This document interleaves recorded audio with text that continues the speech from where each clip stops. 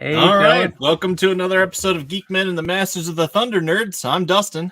I am Bo. Yeah, we got a cool. We got excited since last time Silverline we had a guest, and we got so excited. I was like, Roland, sending somebody else over. Who you got? And he's like, I got somebody. I got somebody for you. So let's introduce our guest.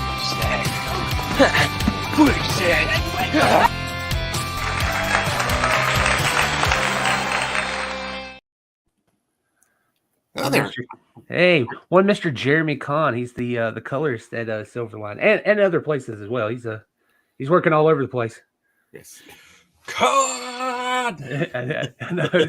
Actually, You just got- yesterday went to the Kahn music parody they had on the off Broadway. So a lot of that yesterday. Well, thank you so much for joining us. I'm really excited because colorist that's a job. It's up there with letterists and everything. It's a job that gets overlooked, but if you have a bad colorist on a comic, it's You have very noticeable. colorist makes bad artwork look good, but also can do the exact opposite. Yeah. Yeah. Well, fortunately for us, you really improve things. So what was the last thing you worked on with Silverline? What's out right now? That was a Teen Beetle. Was the last one I worked on. Okay. I think they kickstarted that one. I forgot when that date was exact, but it was a previous one we did. I should hopefully be getting the next issue of Teen Beetle as well soon, hopefully. But other than that, also I've been doing work on Cray, which is they're basically reissuing some of the older, the older ones that came out in I think the late '80s, early '90s. I think it's like a 4 or 5 issue series, originally in black and white. So I'm basically going through and recoloring it for them to reprint a color edition for that. Yeah. So we did Kickstarter so far for one issue. Then we have second one coming up at some point as well. And then the first cover we showed there was from Freya Rush, which I took over coloring to these from the second issue on. That one there, yep. Cool. Yeah. So like for instance, like the Who was Cray as you were talking about, like this is how it originally did. So you would take something like this and you've been turning it into this. Yes. Which is just I really love the color job on this. Yeah. It's insane. So what sorry. Oh, I was just gonna talk about like how you would because clearly there's stuff going on because your eye immediately with your color selection you're going for the center of the page. What's what's the process for coloring a page? Well, first you start off with after you prepare the page, make sure it's ready for coloring. You want to make sure the line art is separate from everything else. Like some colorists they actually just color over the line art in Photoshop and do like a multiply layer, which isn't a very good idea.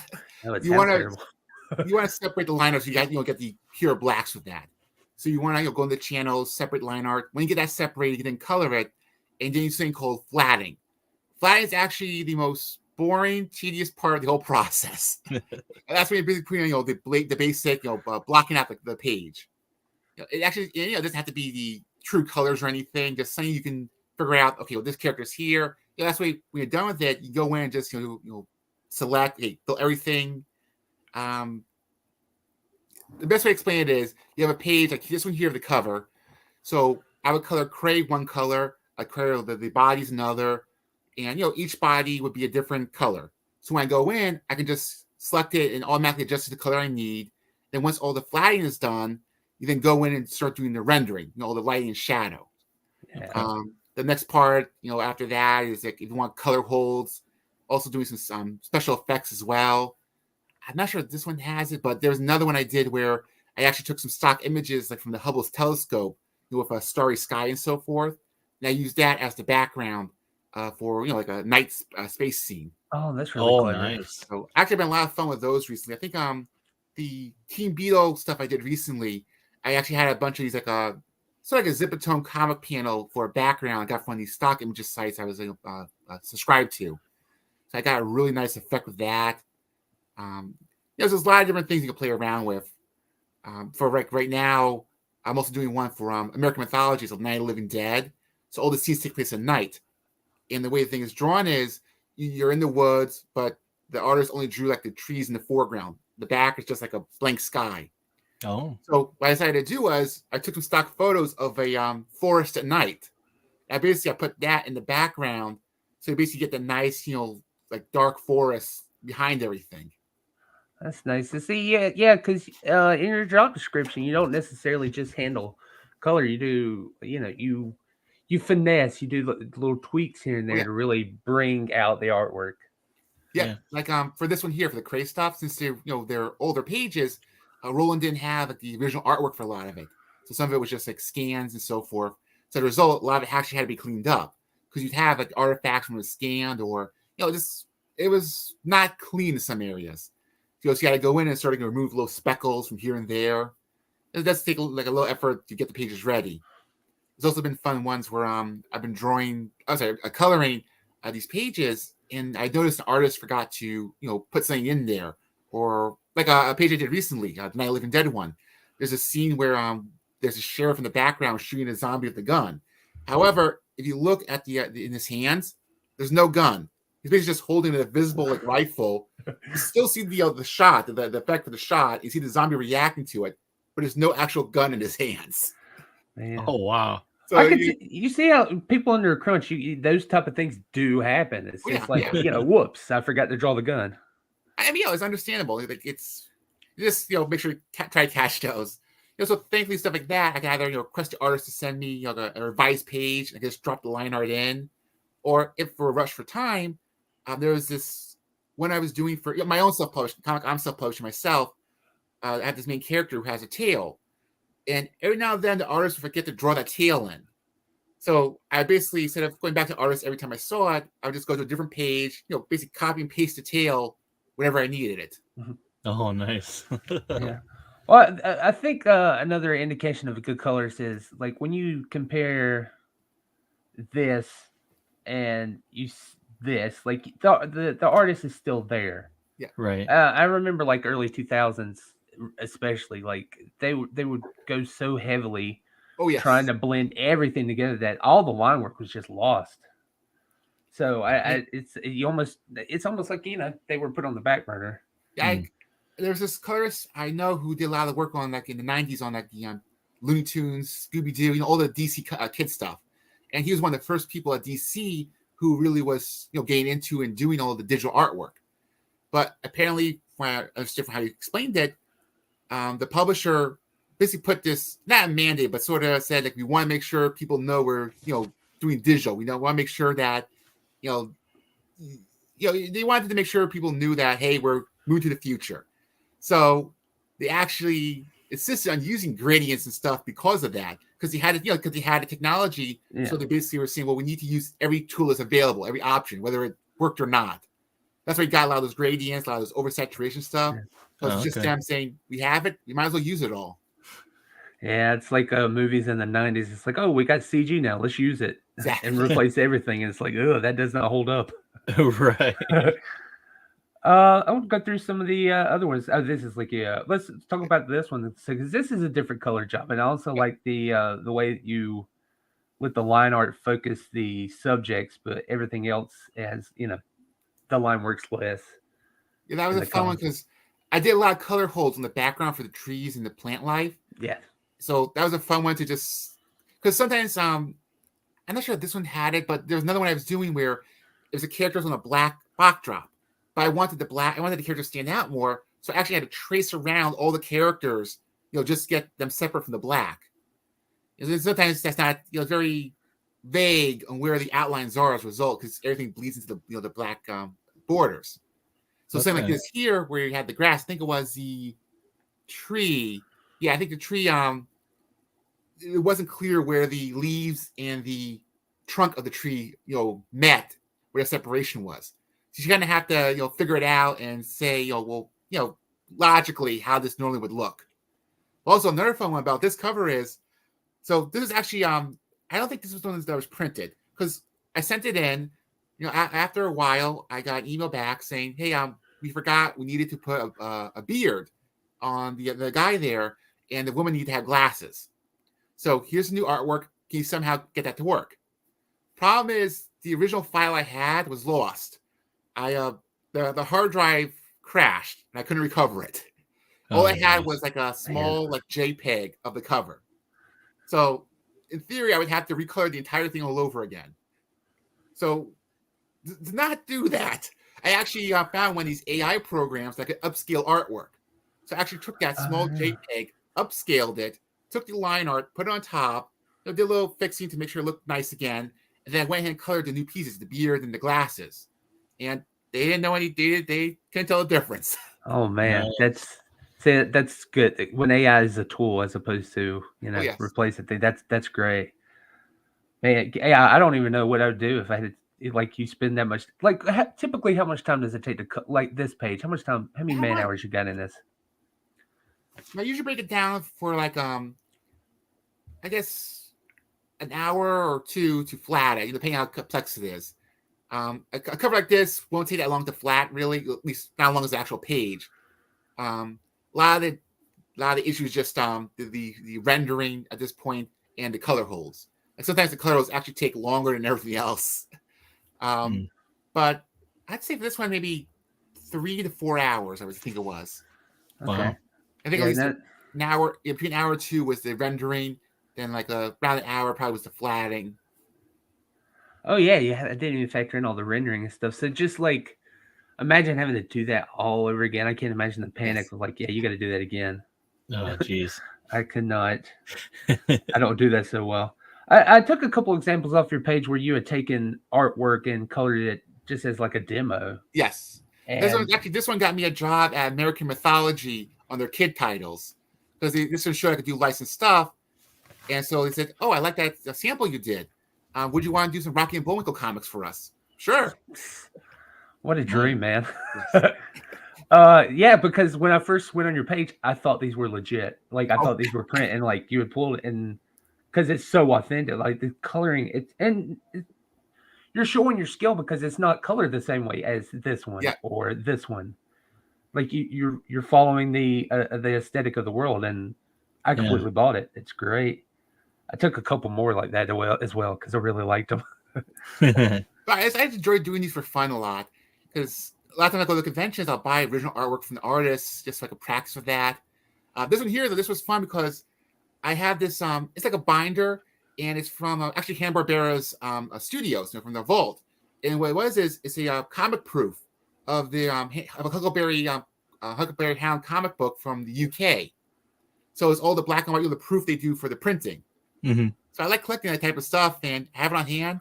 Just seems nice to color it in for fun. Nice. It's really good. It's same thing here. Again, I totally bought this. Like it's so solid and it's just really I can't find the words. It's really good coloring because you're not only you're selling the line work, but you're also your eye knows exactly where to go, and my eyes aren't fighting to look at a page. Yeah. It's good stuff. What else did I click so many things? Here's another example because this is this is probably the most simplistic out of it, but you also have the background too. Well, the background was fun because the background that didn't exist. There was nothing back there. Oh So I man, actually had to recreate, that the flowery background just for that, with the gradation and everything. And I didn't want to be lazy and just screenshot it and do that. So I actually went ahead and just looked at the references and literally just redid it all in Photoshop as I'm looking at it. really good. Jeez. It's really good. Same thing here. It just brought back so many memories because nailing the color of it. Because I remember reading those, this comics as a kid too. When because there was always here's the comic with the cartoon, and it's just solid work. I feel like do you feel like cartoons are your stronger suit?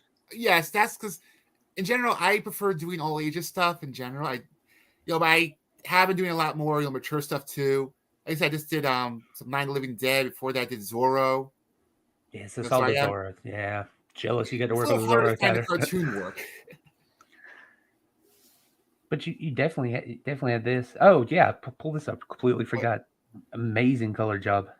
Yeah, that was that one. I think the first Teen Beetle one I did for them. Yeah, just for that one, I really wanted to try to take inspiration from the Ultraverse comic books. You have the heavy saturation, the color schemes, and so forth. Thank you, because that's what it is. That's what it's registered to me, and I did not realize that's what it was until now. That's why I like it. Very much, yeah. There's Good another old- important part too is being able to find references that you can use as inspiration or just reference basically. Like Yeah. that first crate when you saw the bodies, that actually was I forgot the artist's name. It was one of these covers they did for Star Wars, when the Star Wars comics. I used that one as the way to separate the characters and everything. It's just sometimes it's easier to find something that has a similar composition and then say, Yeah. okay, well, this is how they approached it. Can I do something similar to that, but with this?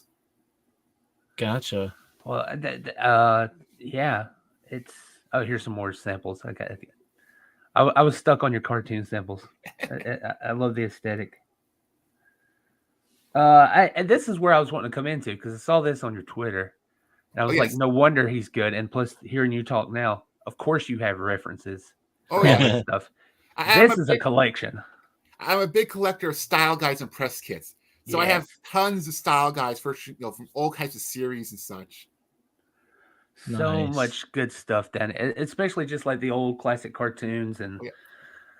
Johnny Quest, and it just I was just looking at this picture for I know a good half hour just skimming everything. Yeah. What's your prize collection? Like I mean, what's the cream of the crop? What's the best thing you got in there? Well, there's the rarest one, and there's ones I prefer. I guess style guide wise, the ones that are probably my favorite are the Pokemon ones. I have about like 4 different Pokemon style guides, but there's one in particular where I was able to get like a whole cast of people just to sign the inside cover. Oh, wow. Nice. Then Wow. as far as the rarest goes, there's this one item I have in my collection that I actually legally can't show to anyone. Basically, it's a director's script for Cowboy Bebop Knocking on Heaven's Door, the movie. Oh, It came from the wow. estate sale, Wow. and in addition to that, it came with a document full of stuff regarding the dubbing process of the movie. And apparently, they were actually looking at one point to recast the actors. The voice Oh no! I can't imagine Cowboy Bebop and without Steve Bloom. That would they be terrible. there's interesting names in there, but due to them going through a talent, talking about the talents and such, the documents came with information including numbers, addresses, and social security numbers. So I have some social security numbers for some voice actors, which Wow. I legally can't show. That- Right. Well, So, that could have then fallen in the wrong hands. I'm glad. oh yes, that was fun because I got it. Like, I love this. This is great. I love all this information. They're like, oh wait, what's this? And I'm looking. I was like, a second thought, legally they can't sell me this. So did I just get scammed? This not legit. So I go to a convention. One of these ADR directors of Funimation's at. I know she did some work on Cowboy Bebop as well. I walked over to her table and said, "Hey, I have a question. Can you just verify this for me? Let's make sure this is a legit thing." And as I'm showing it to her, you can see her sort of like, "Where'd you get this?" I was like, "Okay, I'm in trouble." Wow. Yeah, I didn't even know that was a consideration. I don't even know how you would. I just can't imagine Cowboy Bebop without those voices. But I think it's more like a mandate from Sony, if I'm reading the emails correctly. Basically Makes sense. they wanted bigger names for the movie. Mhm. Oh, that's terrible logic, but okay, it makes sense. But also, you have like a lot of interesting anime stuff too. Like another thing I have is there's this format called Umatic tape. It's like the old type of things they sent to stations for the master broadcast tapes for everything. Yeah. So I have one for Robotech, and it's the master audio for one of the soundtracks they came out with.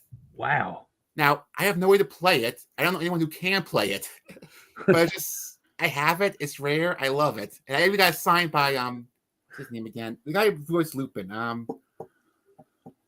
Taylor? No, wait. I forgot his name. Shoot. But yeah, basically the main guy from Robotech had him sign it. So that's crazy. Have you awesome. ever been one of those people that assisted in like lost media or being able to bring somebody a better copy of something? no, it's something I think about, but I wasn't sure even how to begin because I know I do have stuff in my collection that probably has not been seen. Like I have this one VHS tape that contains a 30-second commercial for a Johnny Quest toy. I think, yeah, I have this Yeah, that's picture. it. Yeah, so that right there is a toy that was never released, actually. That's prime gold, because I remember when that toy line came back. I would really like to see that.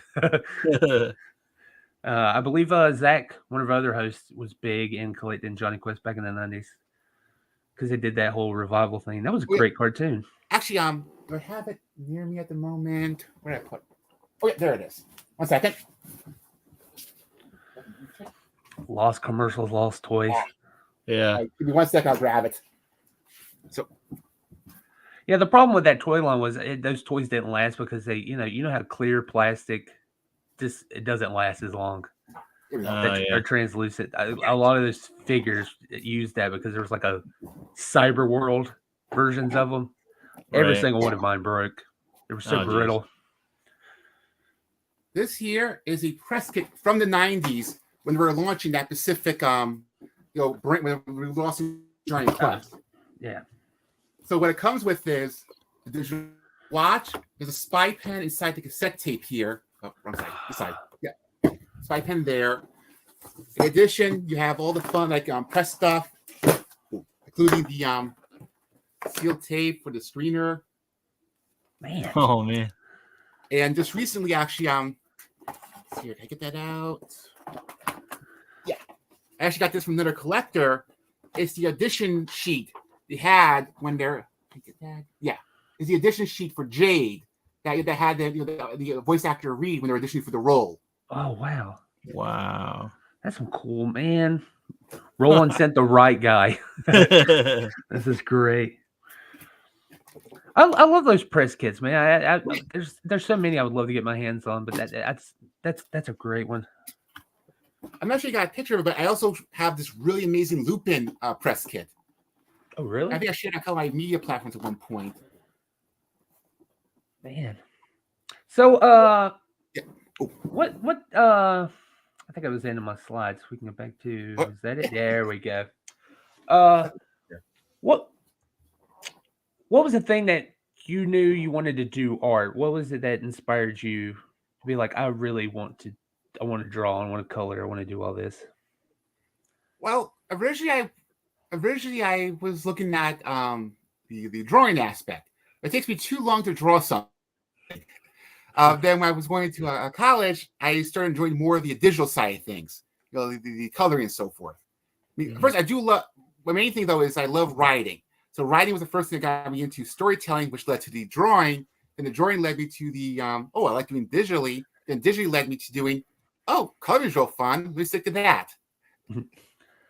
Yeah, it's a snowball effect with the creativity stuff. Like you want to try everything once you tried something. Yes. Yeah. So what was like a favorite cartoon of yours growing up? What was something you'd watch a lot?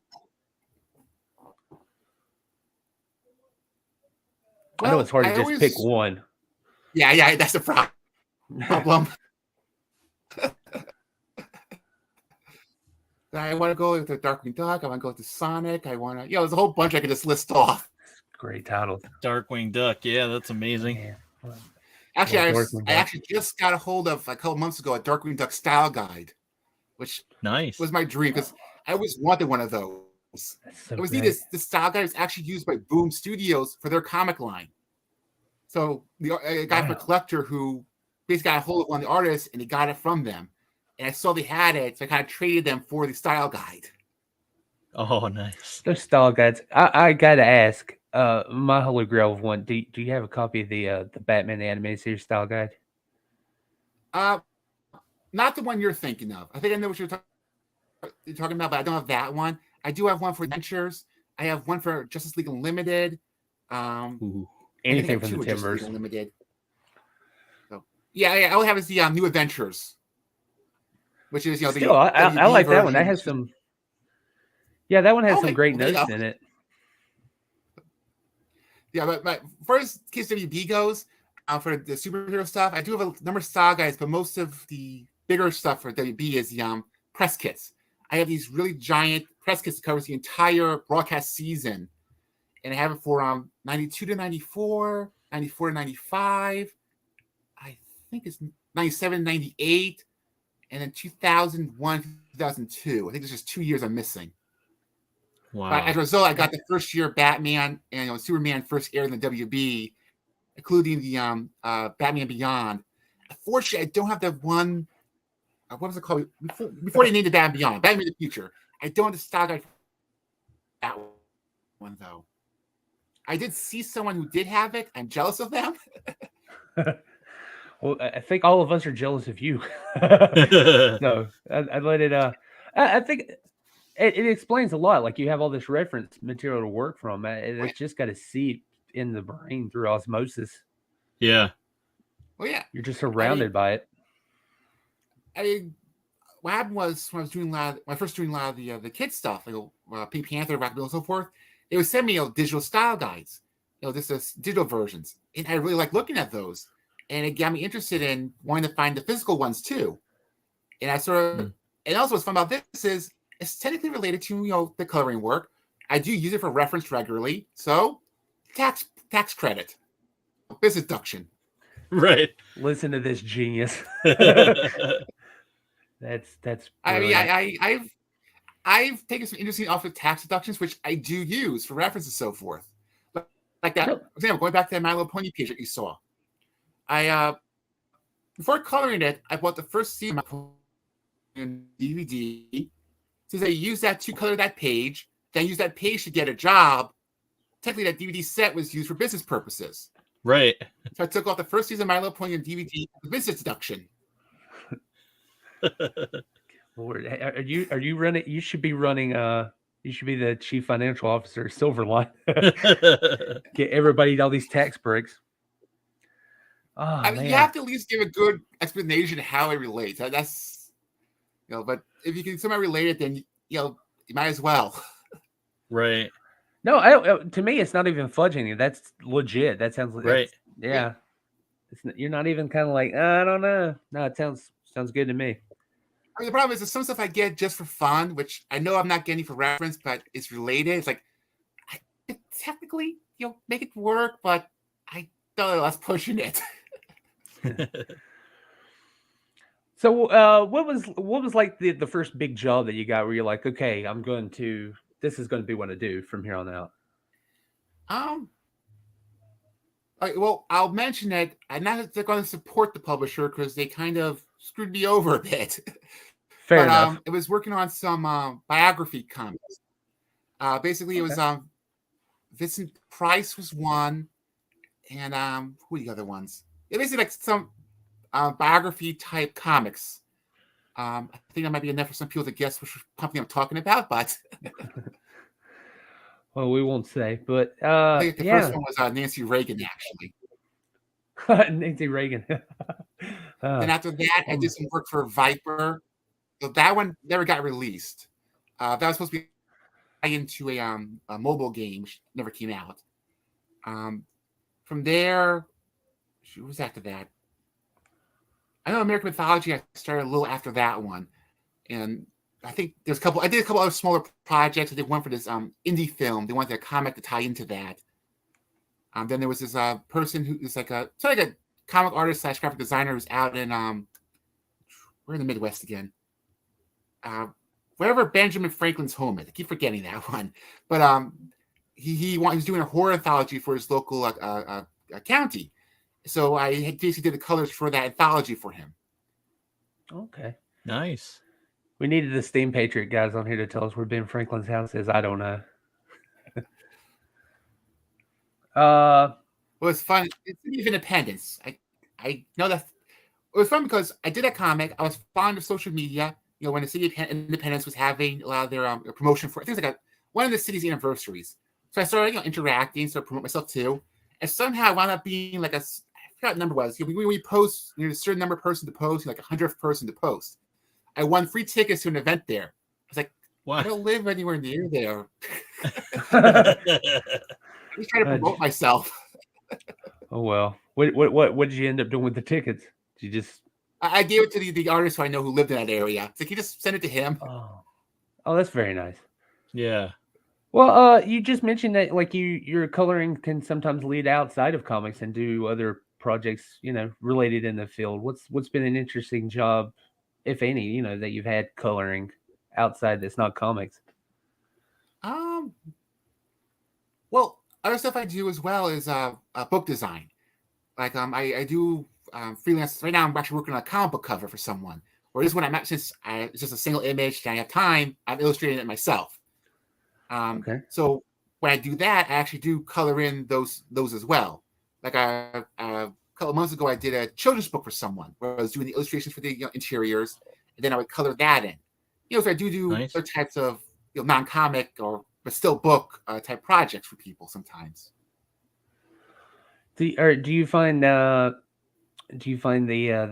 act of doing the artwork and stuff for you, is it very zen for you, or is it one of those stressful? Because I know two people, it can go two ways, especially when it's work. For me, I do find it relaxed because previously I had this day job, which was very stressful. But I can go home, do the comic work, and just relax while doing it.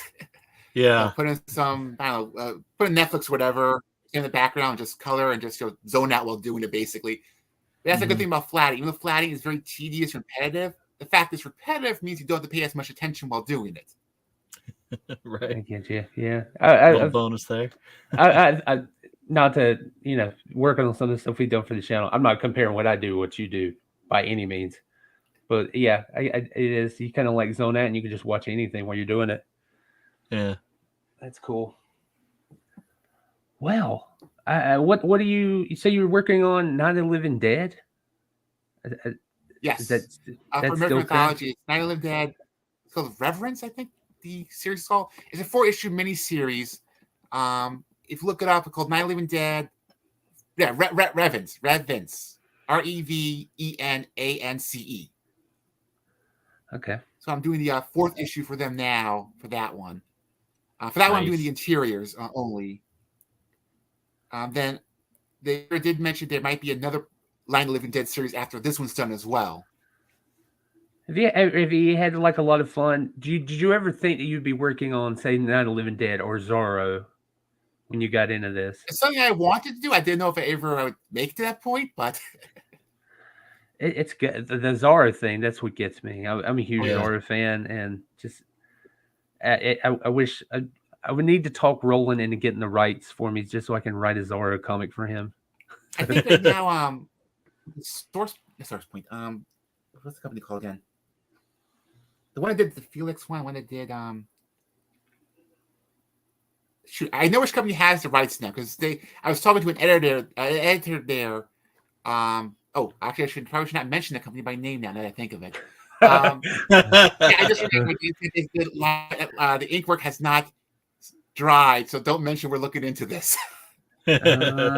So, good thing I can't remember their name. But yeah, because the American Mythology one was actually in a rush to get this last issue out because we're having a little bit of trouble.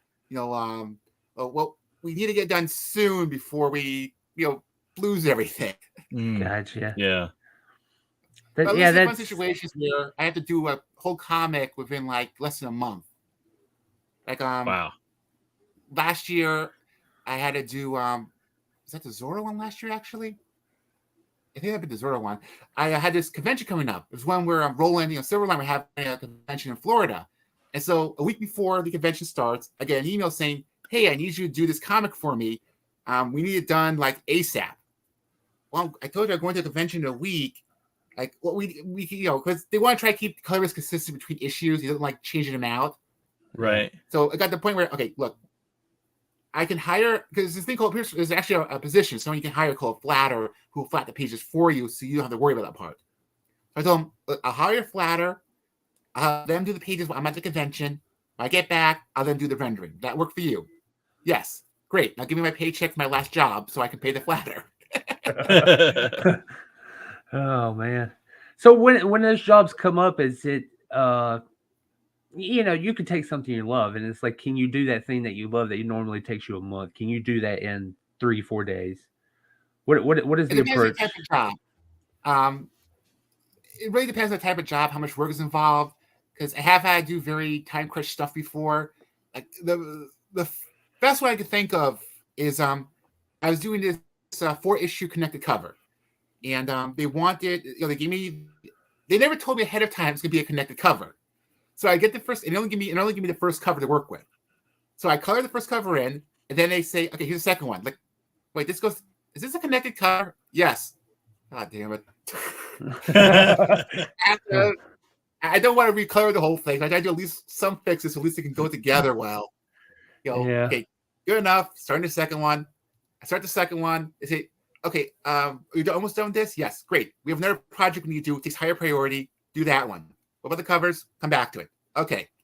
I do like a 20-page, I think it was a 20-page job for that one. You need it done, less than a month. I think it's like 3 weeks, that one. Okay, around 2-3 weeks. I get it done, send it to them. Start doing a little bit more work on the third cover. Start that one. Then they come back and say, okay, great. We need to do this other comic now. I'm still in the middle of these 4 ones. You do someone to finish this or move to that. Do this one higher priority. Okay, sure. I do that, give it back to them, go back to the covers again. I finish the third one, another project comes in. Great. Got the project. Okay. Going back to the cover, finish the third one. I think I got the order wrong.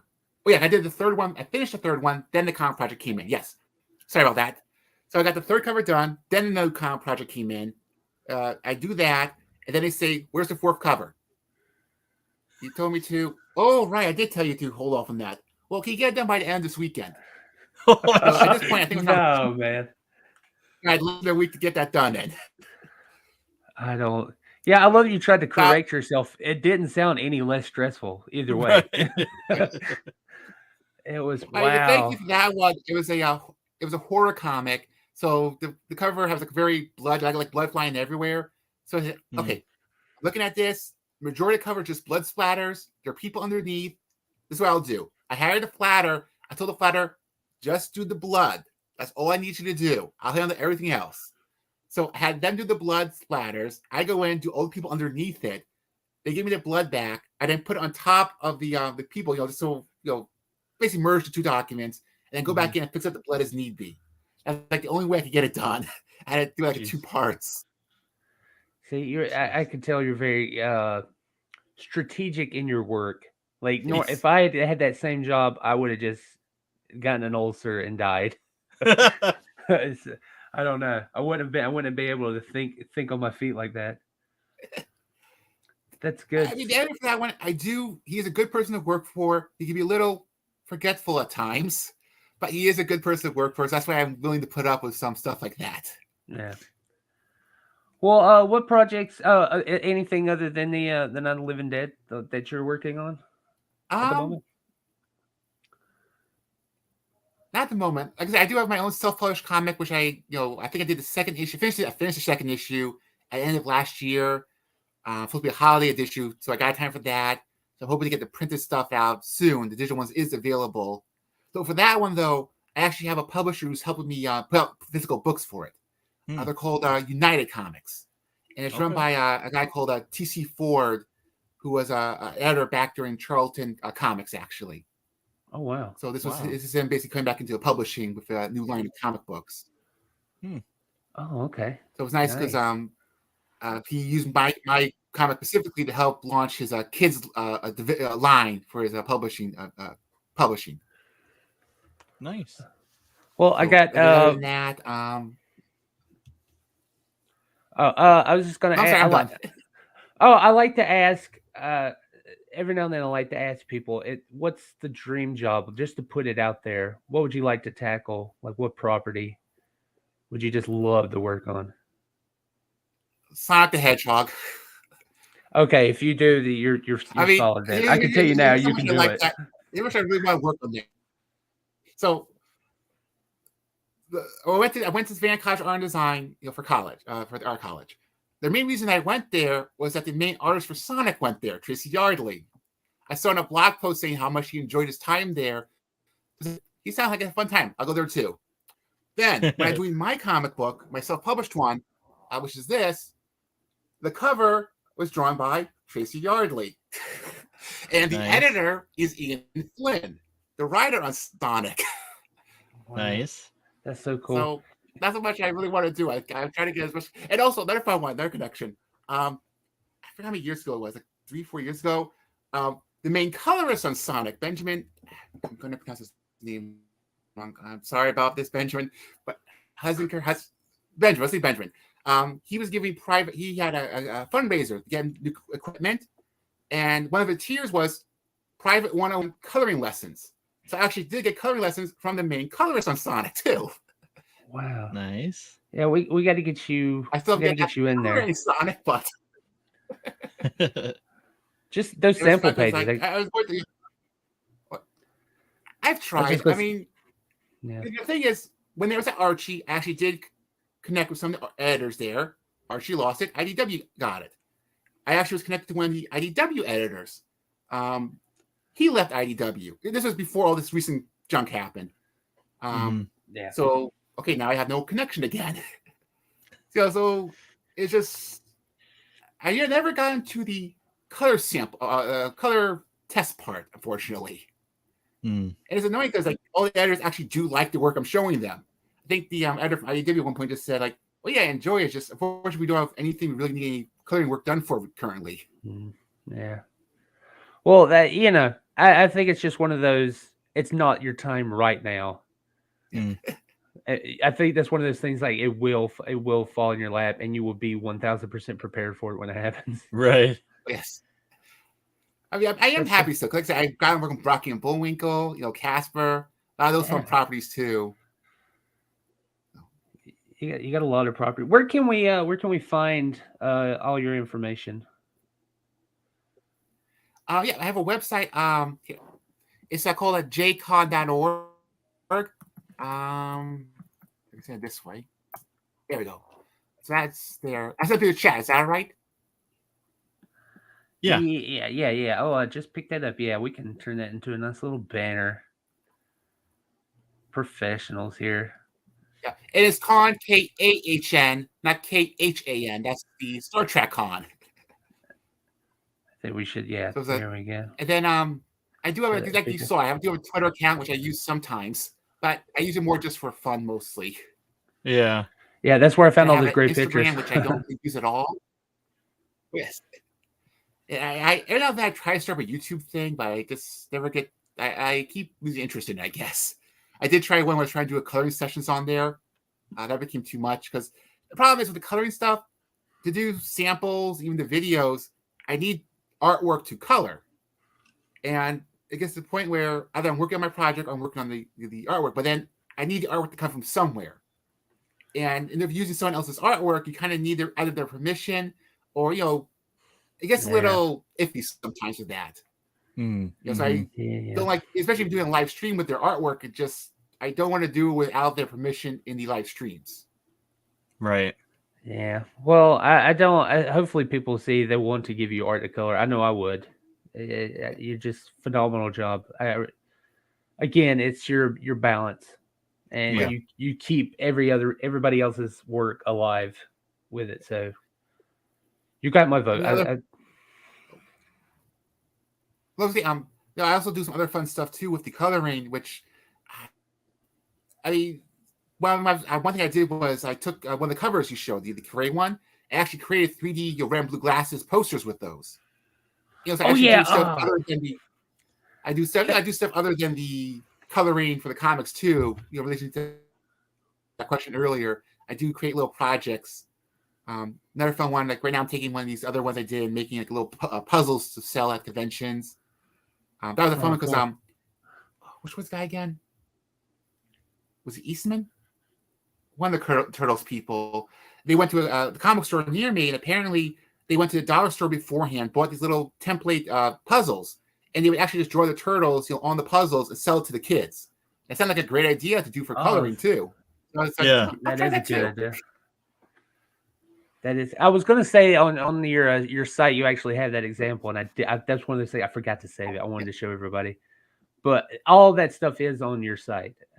Yes, you got a lot of fun stuff there. Yeah, and I do have let me see if I can get this one. This is a site for my comic book, and sometimes I'll put some other stuff on there. I go through again. There we go. Okay. Yeah, so that one there I sent is for the site for my self-published comic book. And sometimes I will put some artwork on there that I'm selling as well. Like I did actually have the 3D posters for sale at one point last year. Nice. Let's go and put that one up as well. There we go. Yes, it I'll probably definitely. have to update that. Still mentions my holiday sale on there. We'll leave that up the rest of the episode, just so everybody can get a chance to do it. Thank you. Sincerely, Jeremy, thank you for coming on. Yeah. Fantastic guest. I love Rollinson's the best people. And I appreciate you having talking to me. So thank you very much. Yeah. You got to come back. Yeah, of course.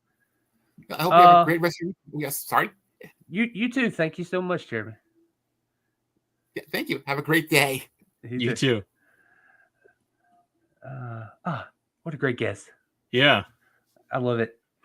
I'm gonna leave these up. Yeah, I figured we haven't done it in a while. I don't know if you've got anything, but I saw you with the box. What was in the box? What's in the box? Yeah, I'll be right back. I'm gonna go get it. Don't leave me. Dead air. I also will. You know what? I'll be showing off something I got until he gets back. Jax sent me more of their prize packs. I got me a little Fire Mario. Oh, nice. And I got Dry Bones as well. So you remember I told you they just sent that Toad House, right? Yeah. This kept going. They sent more stuff, and I would like to introduce you to my new son. Oh, His name is Mario. wow. I was not expecting this. Oh, I should hold him here.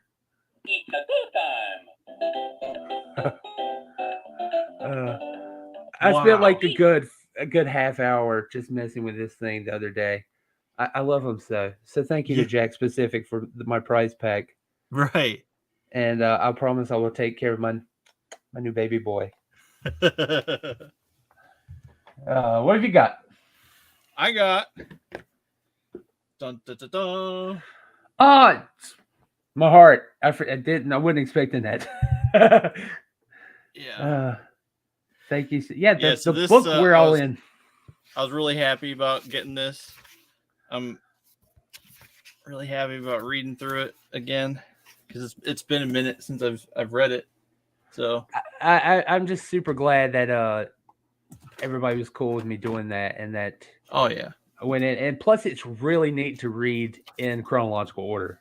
I'm not gonna lie. It's super cool. Yeah, it is, and I mean, man, I was surprised at how high quality that hardback is. It turned out really well. It's pretty decent. I was surprised. But yes, that is off the market, but it's out of print now. But I do have copies just in case. Find me on social media. I will sign it and send it to you. Yeah, I think my mom wants one. I'm super proud of everybody in that, including yourself. All those stories are amazing. You guys made me look really good. You make my book way better. So I appreciate it. I do.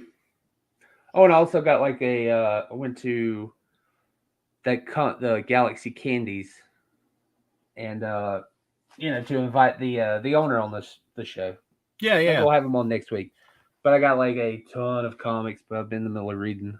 Oh, nice. Remember old shirtless, hairy Superman?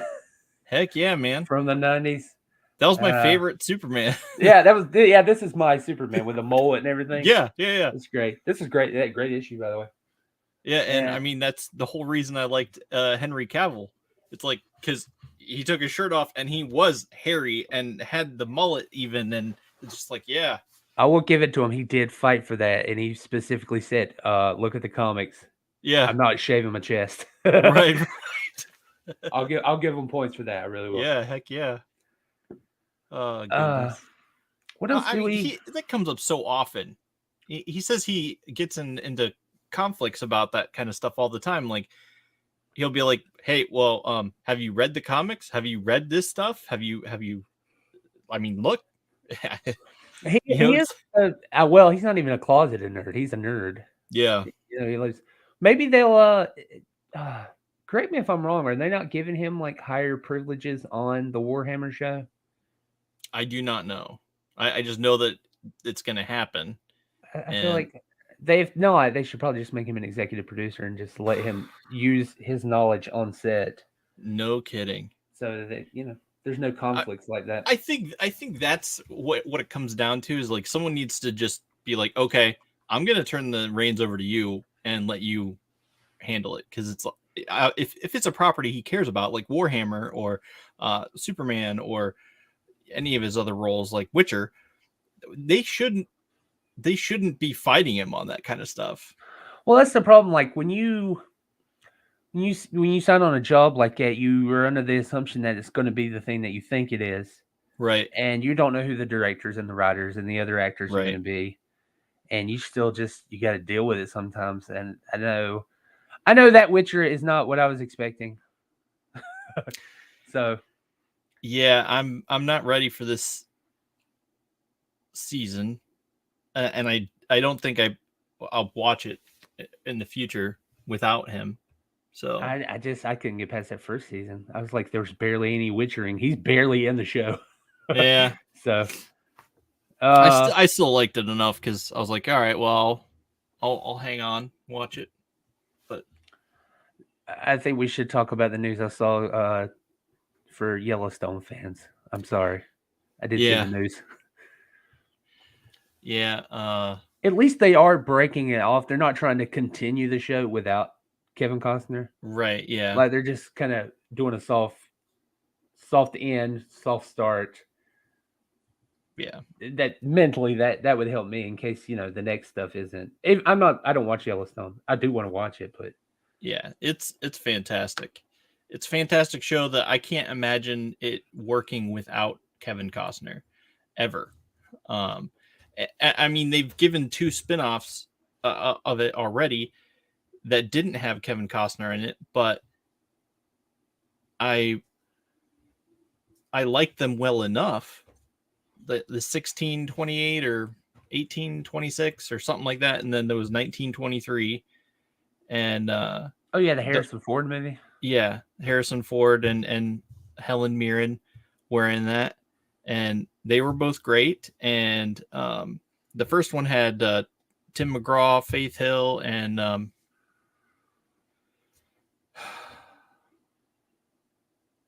I totally forget his name. Yeah, this is all you. I can't help you.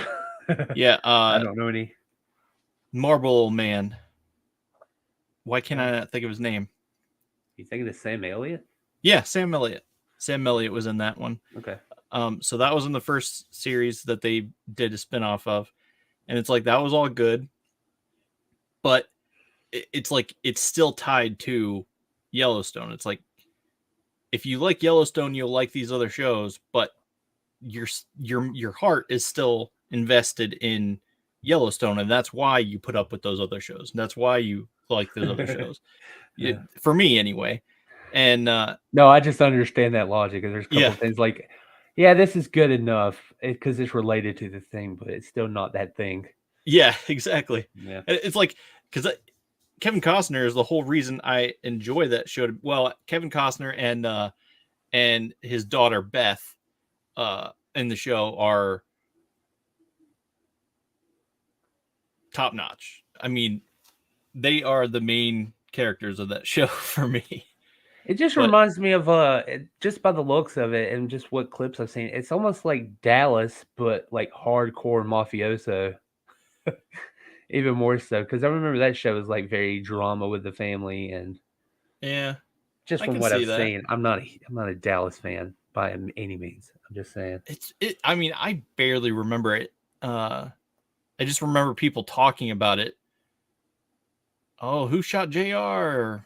Yeah. Whatever. That was like the highlight of it. Yeah. It gave us Patrick Duffy though. Thank God for that. Yeah. Old Patrick Duffy. Yeah. I don't know, but so they're canceling it with season 5 but they've already picked up for another show, another spinoff show. So, but in that one, I kind of think imagine it's going to have Matthew McConaughey in it. That's what they have been talking about. Oh, really?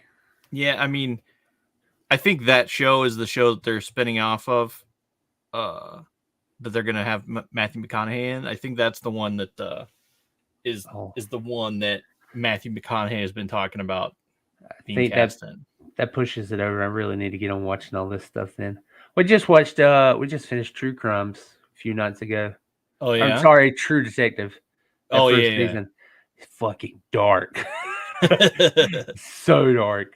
It's good though. It's a good show. I get why people love that. I get why people love that show. Yeah. I haven't tried the second season because I know people were automatically like, "This isn't going to be as good," and it wasn't. But right, I'm still interested to keep going and see what happens. Yeah, that's one. I think I was only interested in the first one because of a certain scene in it that I think you know what I'm talking about. I think I know what you're talking about. Yep. I'll confirm off air. But yeah, that shows. I think the reason that show works so well is that Woody Harrelson and Matthew McConaughey. Mm-hmm. You can tell they have real chemistry. That they're real buds. Yeah. Because the things they do together are just. Some of them are hysterical. Mm. Especially like one with Woody Harrelson's like trying to like get like friendly help. Like, I need advice. I need you to help me. And Matthew McConaughey's like, your life is not my problem. We are work. We just do work and that's it. And Right. Woody Harrelson's like, fuck, come on. Yeah, I mean, yeah, it's good. Oh, I didn't get to talk about it because I missed out last week. In terms of well, let me do the intro. Let's make it official.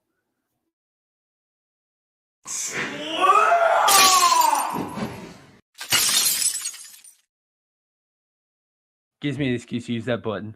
Right. They had leaked Mo 2 Origins for the next few waves. Really? And I think Zach's going to be happy. I'm sure you'll be happy even if you don't collect all of them. They are gonna do Filmation. Okay. Like that He-Man that came in that 4-pack that was way overpriced. Yeah. He's just getting a single card release. Okay. They're gonna do Man at Arms, Skeletor. And then there's a leak that suggests that they are going to do a crossover with Ninja Turtles. Okay. And it sounds like they're actually going to put the Turtles in with doing the Origins bodies. That's the way I would imagine. Like, it's got to fit within that line. Huh. So you're talking about a whole new line of Turtles. Huh. Interesting. That Mattel's going to do. Because you know how everybody gets a chance at doing a Teenage Mutant Ninja Turtle. Yes. There's so much. If you're a Turtle fan, it's the golden age of collecting Ninja Turtles. No kidding. Everybody's giving you something. So add Mattel to that list because I think that's a leak. I think that's going to happen. Nice. I still want them to do the He-Man Thundercats crossover. Like, I wish they would. That would be so insane. Get that? Who owns it? I mean, Super 7 doesn't own the license. I mean, it's a Warner Brothers property, right? So I have no idea. I would assume, although I don't imagine Mattel wanting to go back to it unless it would be something like that. That could work. But I'm kind of hoping the Mo 2 TMNT crossover is going to be like all. Do you remember Freddie Williams' like artwork that he tried to pitch? Yeah. Freddie Williams II, Instagram, and Twitter. Go to his. He's got all this fantastic artwork for a pitch to do that crossover because he's the king of crossovers in comics. Oh, heck yeah. And he said he couldn't get it through. And I'm looking at that artwork and I'm like, how? How did you not get it through? Nobody has to write anything. Just print those pictures. There it is. And this is Injustice Mo 2 crossover that he did. And this is insanely good. He's so good. Anybody remembers he did that huge charity event with us a few years back? Just donated just so much artwork. Yeah. So somebody actually messaged me the other day, just thanking us for doing that because we had they're the ones that they got the that really nice Eastman layered crossover that he did. Oh, That he yeah. yeah. So I thought that was cool because they found it and there's but they didn't find it. It's hanging up in their house Nice. and their children and then they all enjoy it. And they were thinking, I was like, yeah, man, Freddie, he's Yep. insanely good. But thank you to Freddie Williams II. Yep. For because what we He's just awesome. we bought a couple. He's like, we just want a couple. We're doing it for charity. He's like, okay, and then he sends like me a massive pile, and we thought that was it. And then he sent you a massive pile, and I was just like, oh man, what a generous fella. Yeah. Yeah, he's awesome. Man. I mean, all of his artwork is still hanging up on my wall. Well, yeah, I still got that lovely I need to get it framed, but I have that lovely print. You know what? I actually have it here. Where is it at? It's that gorgeous one you sent me. Yeah. Look at that. Yeah. Oh, it's so beautiful. He's master. So I'm hoping they're either working with him. Hopefully they don't steal his ideas. But Right. Just get his artwork.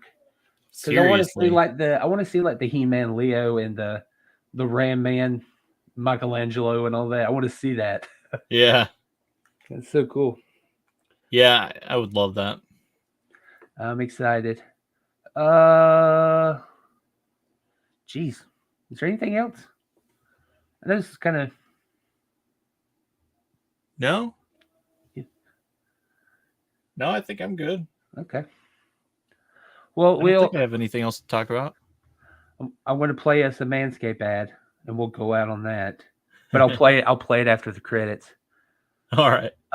What we got some good stuff lined up. If anybody wants to join us, Yes. because I wanted to join them after I found out they were doing it. I was like, what? Watch your homework assignment. Watch Tough Turf. It's on YouTube. Yep. For free because it's one of those movies that apparently nobody cares about, except for like the fans that are keeping it alive and sharing it with people. Yeah.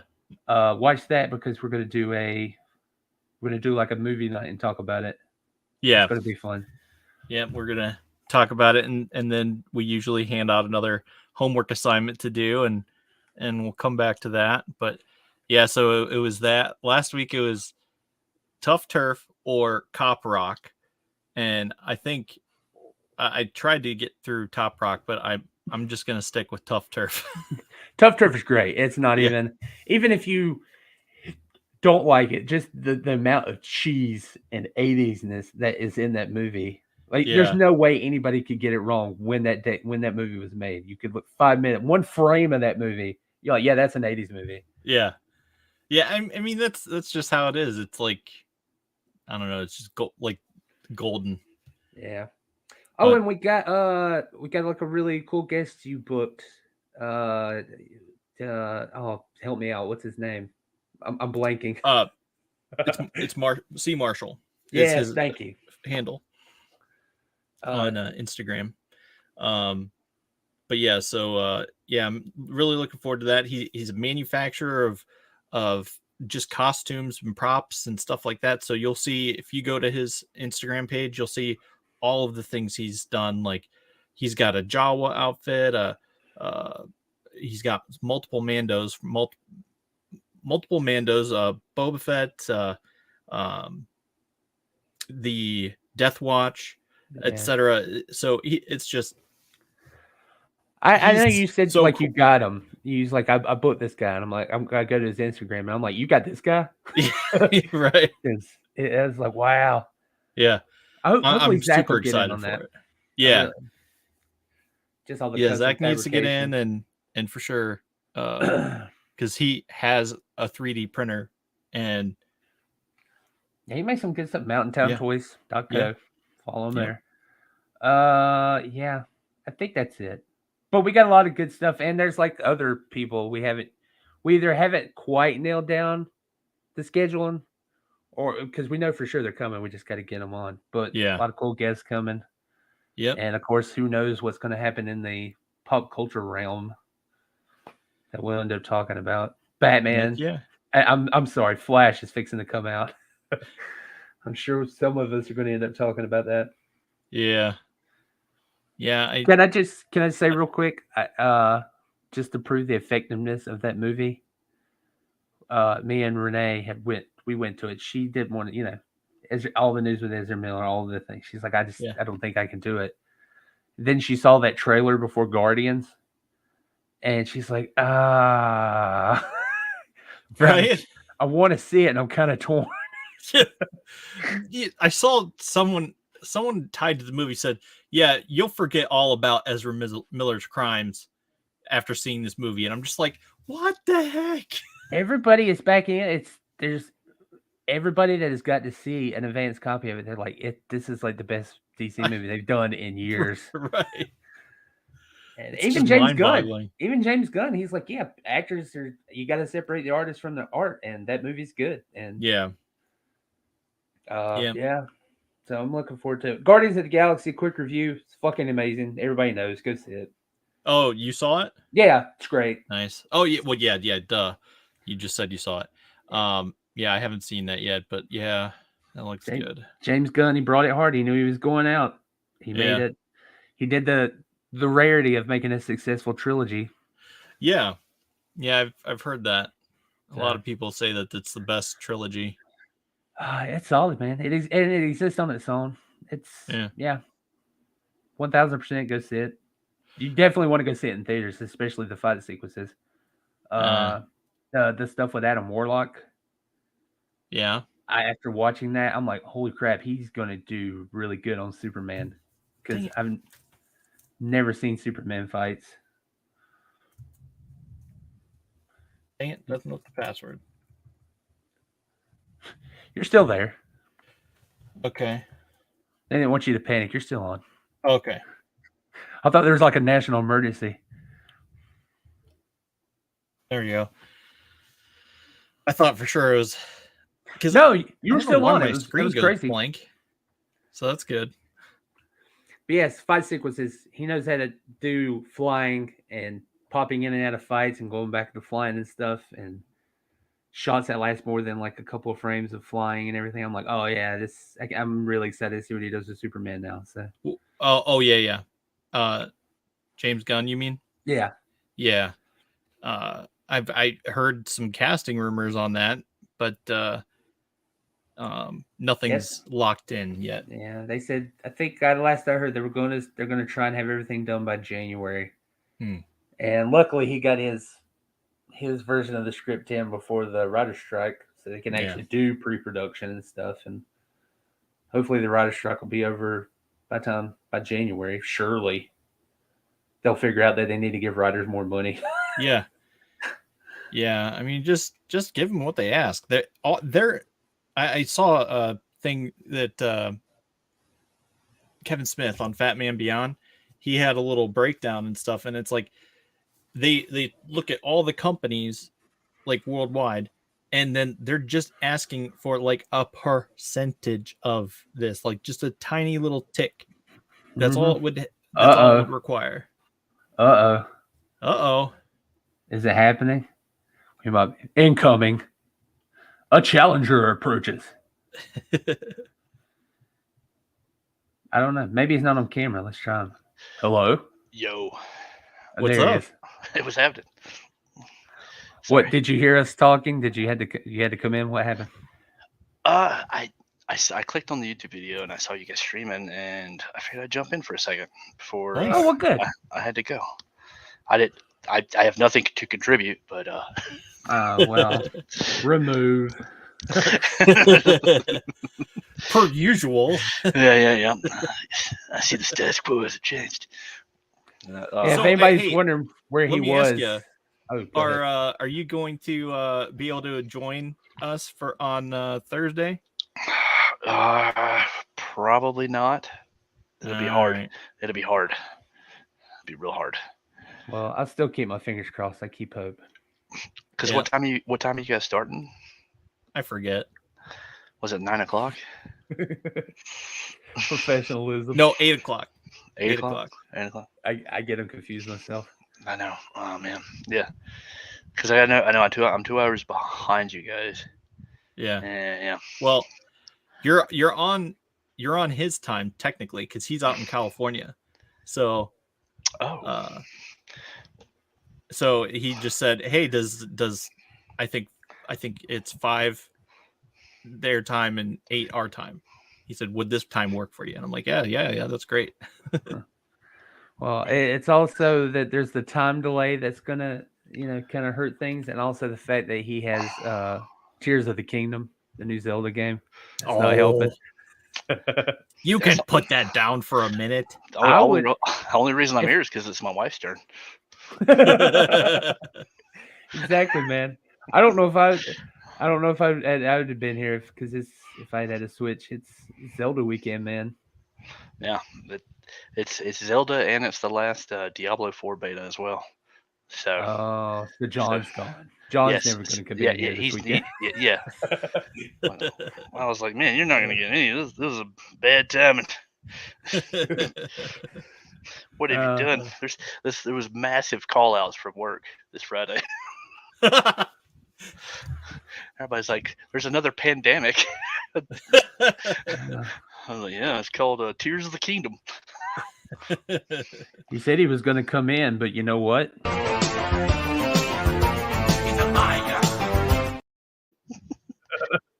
Sorry, I haven't got to use that button yet. It's pretty good. Yep. Man. Well, I'm glad you hopped on right at the end, man. We got stuff to you. Oh, is it already over? We were wrapping up. Yeah, we were talking about the just news. We was talking about we was in the middle of talking about the writer's strike. What a dick. I'm sorry. You're fine. I thought you did let me down. I thought you had like some impressing thing to say to us. Oh, sorry. I thought I was like, I'll come in and listen and chat and see if I had anything. I don't know. I guess you know what? Just I all kidding aside, you are enough. You can bring yourself in here anytime.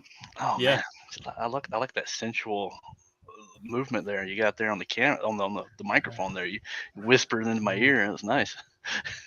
You are adequate. If this fails, you guys get a shining future in AMSR or AMSR or whatever. Let me just scratch your head a little bit. Go ahead. What is it? Now get on the bed and close your eyes. There's a reference for people. Yeah. Did you see my son? Oh my God! Why is it so huge?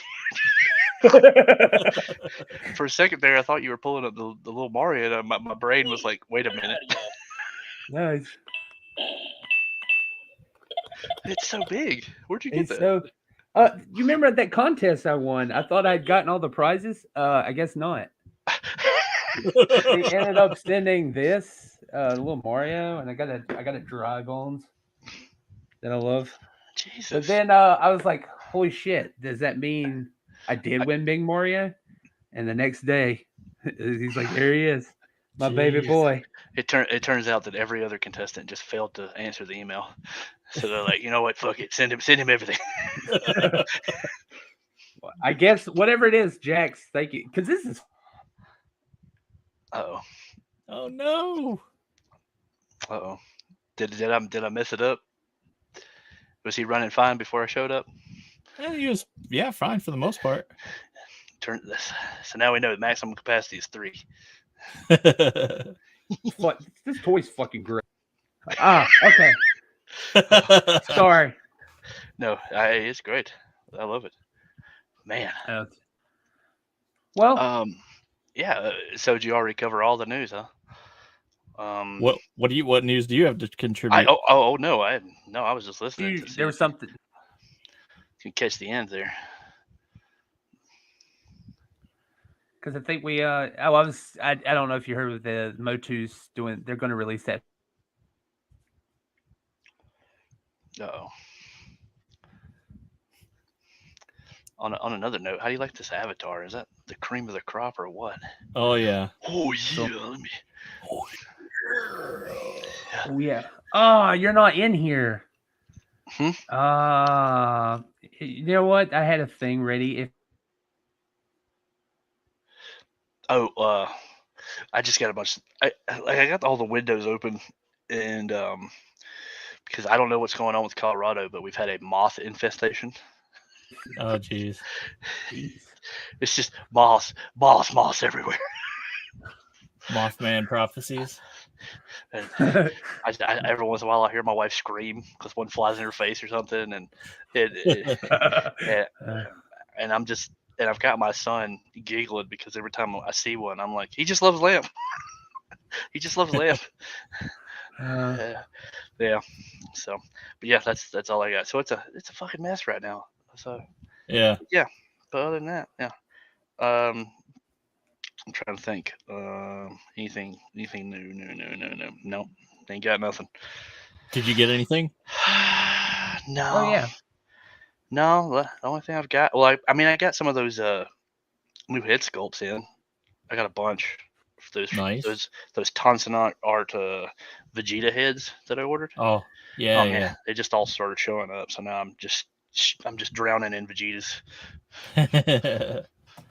I really like that sentence. they have that extra neck peg and stuff. I really wanted to get those. It's truly wonderful. Like I took the old Vegeta head pretty much off all of them and replaced them. So now we're in business. I'll have to send a message in the group chat. Oh my god!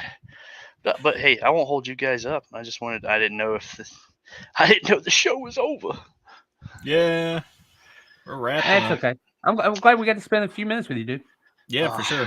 No problem. Until next time. Yes. Until next time, fellas. Yeah, play us out.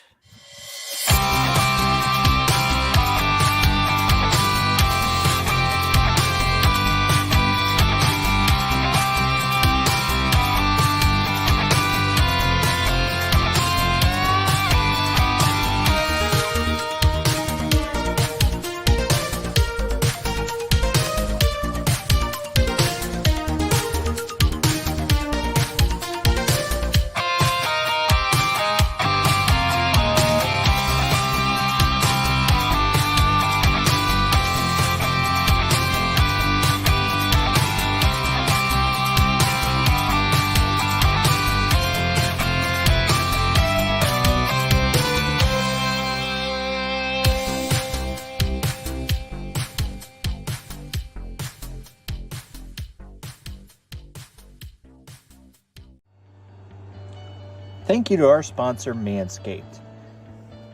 Join us as we take a look at the Performance Package 4.0. First up is the Lawnmower 4.0. Mowing your lawn has never been so much fun. You'll even be volunteering to mow other people's lawns, if you know what I mean. You won't need sight beyond sight to see what you're doing down there. Next up is the Weed Whacker 2.0. Also, with its skin-safe technology, you'll never have a pesky ear or nose hair out of place.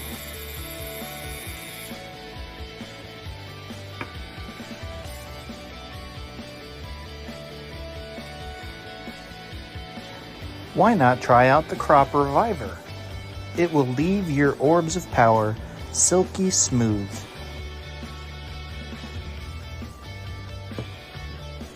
Last up, we have the Crop Preserver. It's the best way to combat that itchy burning sensation you get when chafing. Get 20% off and free shipping when you use the code ThunderNerds at manscaped.com. That's 20% off with free shipping at manscaped.com and use the code ThunderNerds. Unlock your confidence and always use the right tools for the job at Manscaped.